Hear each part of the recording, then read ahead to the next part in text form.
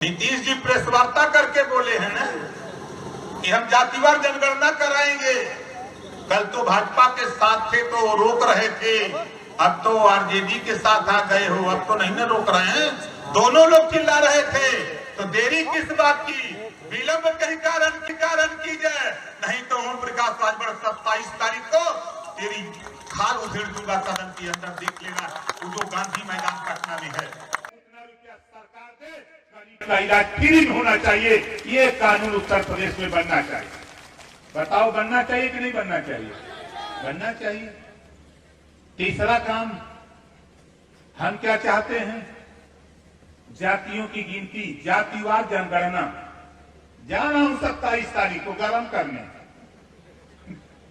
Nitish ji press वार्ता करके बोले हैं ना कि हम जातिवार जनगणना कराएंगे। कल तो भाजपा के साथ थे तो रोक रहे थे, अब तो आरजेडी के साथ आ गए हो, अब तो नहीं ना रोक रहे हैं। दोनों लोग चिल्ला रहे थे तो देरी किस बात की, विलंब कहीं कारण की जाए, नहीं तो ओम प्रकाश राजभर 27 तारीख को तेरी खाल उधेड़ दूंगा सदन के अंदर, देख लेना वो जो गांधी मैदान पटना में है। अगर तुमने कहा है तो उसको करो, नहीं करना है तो जवाब दो। गांधी मैदान पटना में जवाब दूंगा। और देश में जब तक जातिवार जनगणना नहीं होगी, 1931 में जातिवार जनगणना हुई, बाबा साहब डॉक्टर अम्बेडकर जी के अथक प्रयास। उसके बाद जब बाबा साहब डॉक्टर अम्बेडकर जी ने संविधान लिखा तो संविधान में व्यवस्था दिया कि हर 10 साल पे जातिवार जनगणना होनी चाहिए। और 10 साल के बाद जो जातियां सामाजिक, आर्थिक, राजनीतिक, सांस्कृतिक क्षेत्र में पिछड़ गई, जिनके बेटा बेटी सिपाही, दरोगा, बाबू, चपरासी, तहसीलदार, लेखपाल नहीं बन पाए, उन जातियों को सरकार व्यवस्था देकर, शिक्षा देकर, स्वास्थ्य देकर, रोजगार देकर के उनको आगे बढ़ाने का काम सरकार करेगी। ये व्यवस्था बाबा साहब डॉक्टर अम्बेडकर जी ने संविधान में दिया।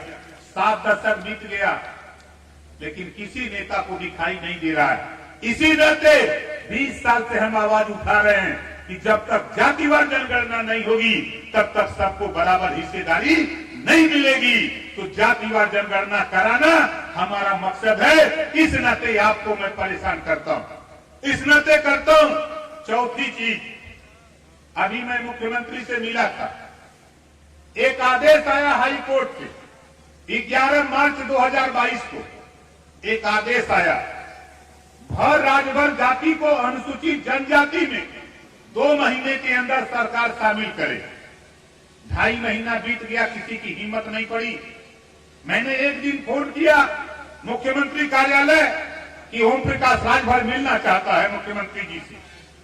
टाइम मिला शाम को, मैं और अरविंद राजभर 2 लोग गए और जाने के बाद हाई कोर्ट का नकल जो लिया था, जो हाई कोर्ट के आदेश और 8वीं विधानसभा का एक आदेश, 8वीं विधानसभा में भी पास हुआ था कि भर राजभर जाति को अनुसूचित जनजाति में शामिल करने का प्रस्ताव दिल्ली भेज दिया जाए, लेकिन भेजा नहीं गया था।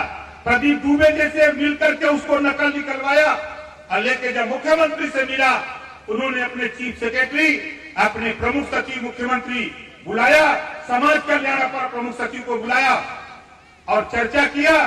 चर्चा करने के बाद ये बताया कि ओम प्रकाश जी, हमारे बस में सिर्फ यहां से प्रस्ताव भेजना है दिल्ली, और मैं प्रस्ताव भेजने के लिए सहमत हूं। थोड़ी आप मेहनत करो, थोड़ी हम मेहनत कर देंगे, दिल्ली से पास हो जाएगा तो तेरी कौम का भला हो जाएगा।